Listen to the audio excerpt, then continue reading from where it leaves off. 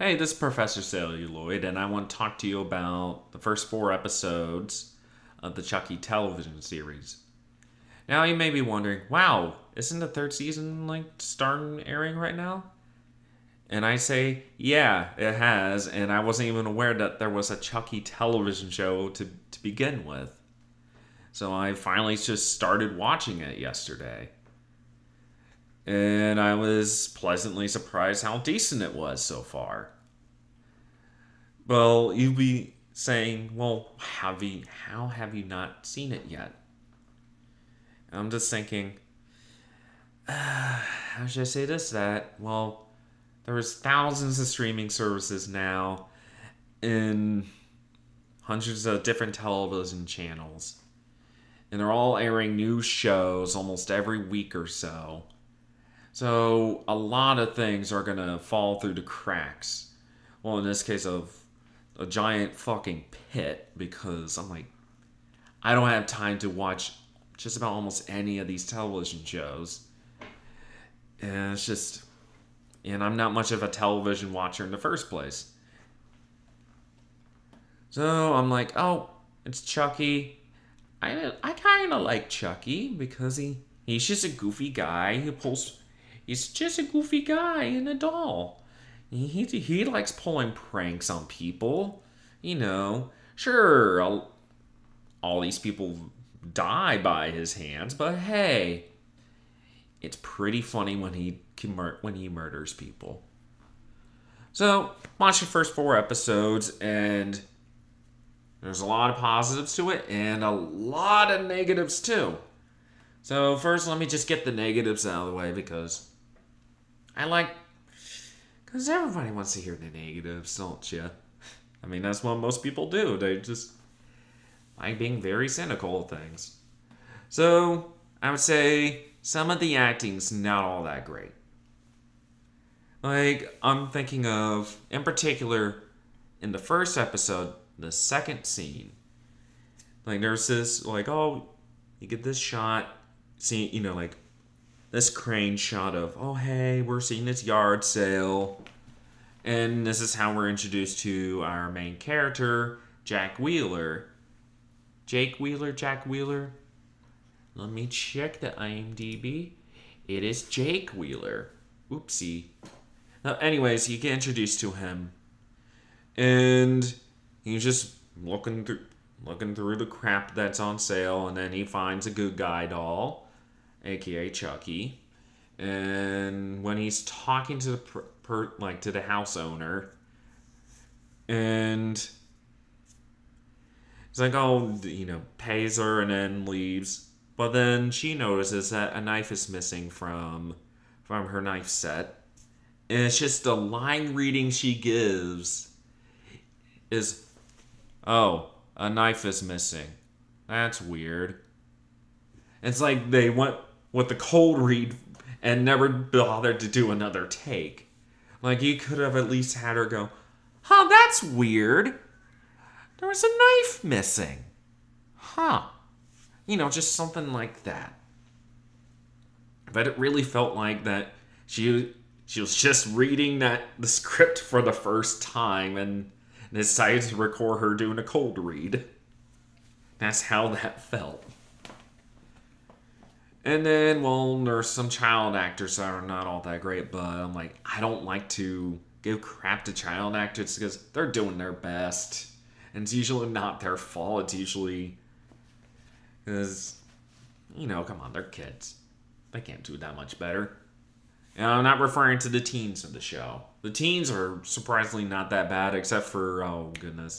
There's this one character that shows up in episode 3 that, who's a teen, he's just killed off, and it's just, how should I say this? He's just like, not very good. I'm like, oh, no wonder why they kill him off, because he's not that good of an actor.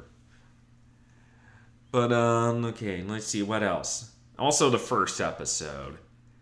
Like, there was a scene in it in which it felt like a dream sequence. I'm like, oh, there's no way that this is real. And I'm like, oh, this is real? Why aren't the adults doing anything? Like, there's a talent show segment. And it essentially it's like, oh god, there's this character named Lexi Cross who's picking on Jake Wheeler because one, he's gay, and two, and he's a little weird. He makes these weird art projects involving dolls. So of course, a lot of teens would essentially bully him. Because what 13, 14-year-old would play with dolls? And, that's kind of odd. But essentially, she is, at the talent show, just making fun of him throughout, like, open mic. And all the adults are like, oh, that teaser. I'm just like, this is obviously bullying. Why isn't anyone doing anything? And then eventually he goes up on stage with Chucky and then pretends to be ventriloquist by just having Chucky essentially insult her viciously, and then eventually he gets kicked off stage when Chucky starts cursing. Because apparently bullying, that's okay. But cursing on school property, that draws the line, mister.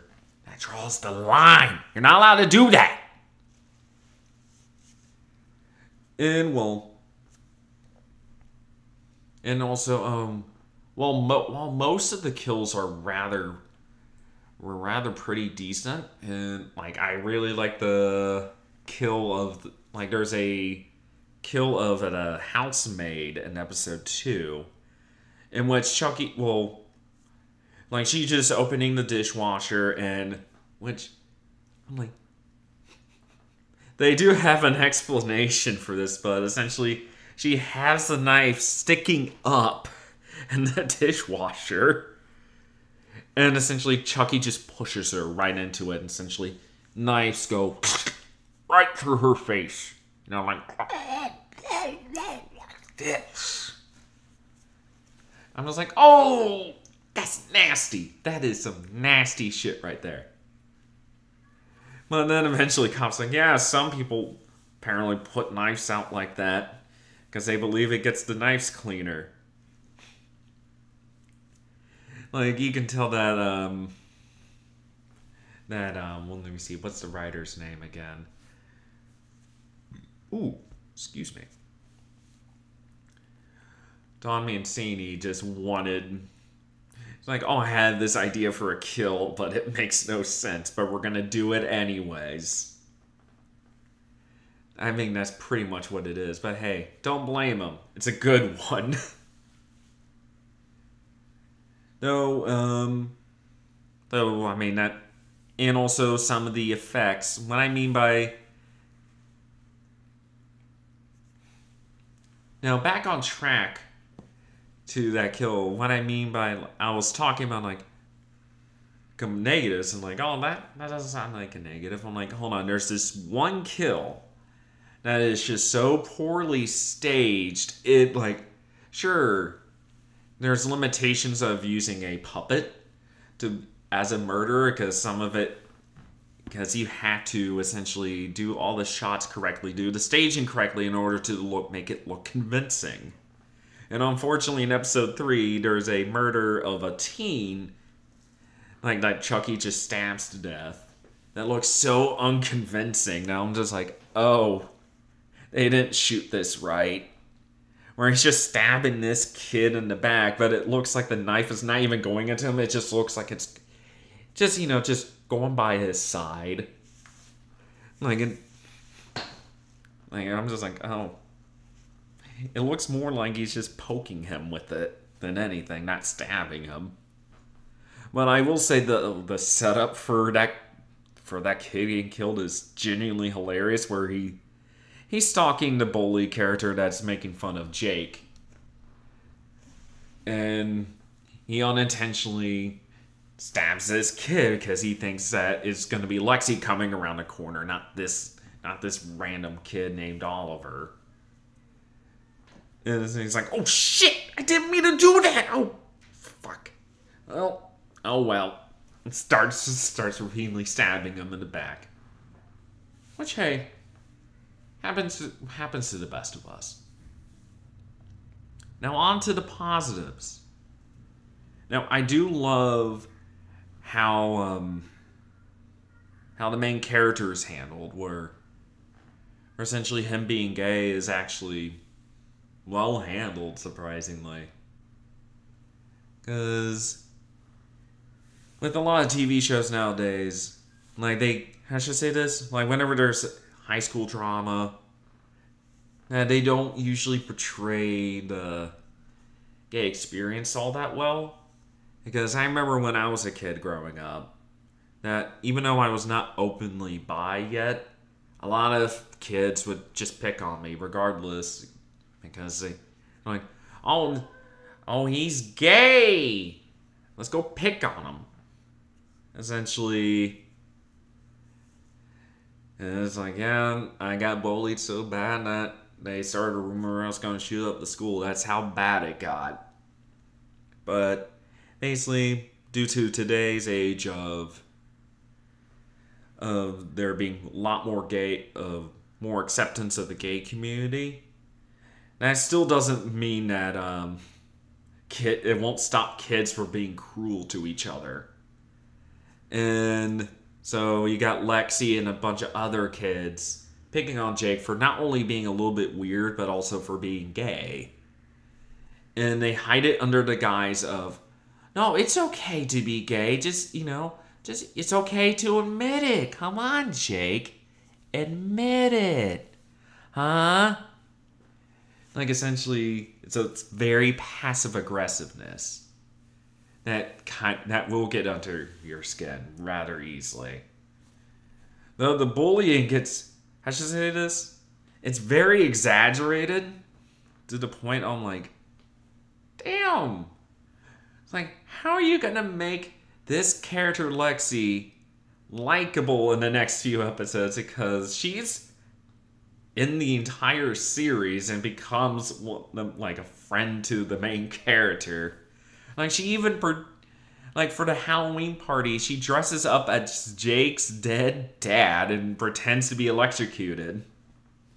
I was like, holy fucking shit. Like, the show's writers make her more despicable than Chucky himself. It's like, how do you manage to do that? And then, so like, our sympathies are for Jake to the point where like, yeah, just let Chucky murder her, please. But of course they don't do that. No, back to how being gay, how Jake being gay is handled. No, they also put in him having a crush on another student. I believe was it Devin? I believe his name was. But essentially, that's actually handled rather sweetly. I'm genuinely shocked. I'm like, oh, this is kind of sweet. Where he's afraid to admit that he listens to Devin's podcast that he makes, and also kind of like gets embarrassed when Devin just touches his shoulder. And it's actually, I'm like, oh, this is actually kind of nice. I'm like, oh, I'm surprised that I'm like invested in this romance in a Chucky television show. And I'm just like, oh. And also, there's another thing on that, even though with the gay acceptance in this day and age, though, it's still, well, the show does portray an abusive parent, aka Jake's dad, who's an alcoholic and is ashamed that his kid's gay. Which, how should I say it? I'm like, yeah, I have known, like, a lot of my friends either that their parents are, well, I wouldn't say ashamed, but they actually disown their own child because that they came out gay. Like, it's, like, what, how should I say this? It's like, I have very, I wouldn't say complicated feelings, but very strong feelings. Like, I just like, how can anyone hate They hate gay people so much that they disown their own kids. It just boggles my mind, and I will never truly understand it. And again, it's just, I guess it's just evil and humanity in general. Now, Brad Dourif does return as Chucky, and of course he's brilliant because it's the role that he not only was born to play, but it's just also he loves that role. He loves voicing Chucky. And Chucky is genuinely hilarious, as usual. And I do love how he just says, when he talks about, references his kid from Seed of Chucky. And Jake's like, oh, so you think it's okay to have games? Like, yeah, I have a kid. He's gender fluid. I'm not a monster, Jake. I just love how he says, gender fluid. So, it makes me laugh. And let me see. Now the plot is, well, I do like that the first 3 episodes is mainly focused on Chucky essentially taking advantage of Jake's, I wouldn't say mental, being emotionally unstable right now because, one, dad dead, getting bullied by almost everyone in school, and he's I wouldn't say coming to terms with his own sexuality, but essentially with his own identity. And so he's trying to shape Jake into being a serial killer. I'm like, oh, this is actually a really interesting plot line. And unfortunately, episode 4, I wish they extended that out longer, but unfortunately, episode 4, and Jake's like, yeah, fuck you, Chucky. I'm done with you. I ain't killing nobody. And rescues Lexi. Even though Lexi, I'm like, we're expected to I wouldn't say root for her, but more of, oh, hey, she's okay now. She's, I wouldn't say likable, but more of, oh, hey, we should care for her now. You got a long way to make up for what you did in the past, episodes, man. And then again, at least there is some characterization of her. Because, one, you got her mom and dad essentially being the very neglectful and honestly, at one point even saying, oh, what have you ever done with... you're not talented in anything, unlike your little sister. I'm just like, jeez. So basically you kind of understand why she picks on Jake. Mainly because, one, it's a kind of a call for attention, and 2, she knows that she can get away with anything because her mom's the mayor, and also just her parents are rich as hell, so she never gets any repercussions for any of her even when the video of her pretending to be Jake's dead dad at the Halloween party is shown, the video of that is shown to her parents, not much is said.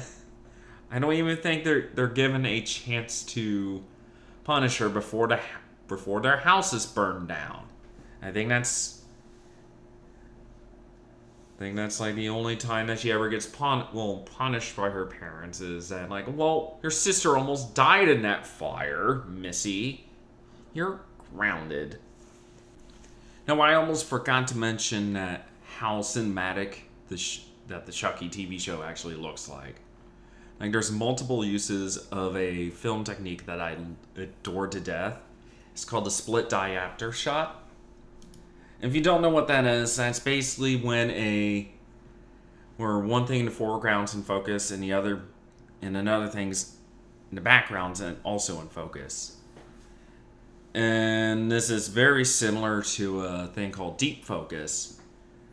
But the difference is that deep focus, you can tell that just about the distance between these 2 points are also in focus.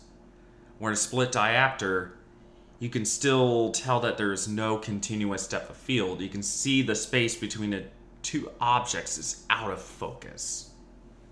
That's what I kind of adore about it. And also that there's actually really good use of light, colorful lighting, and also in particular in the third episode when the fire happens and it's so stylish. I'm like, shit, this actually kind of looks better than some of the actual Chucky movies.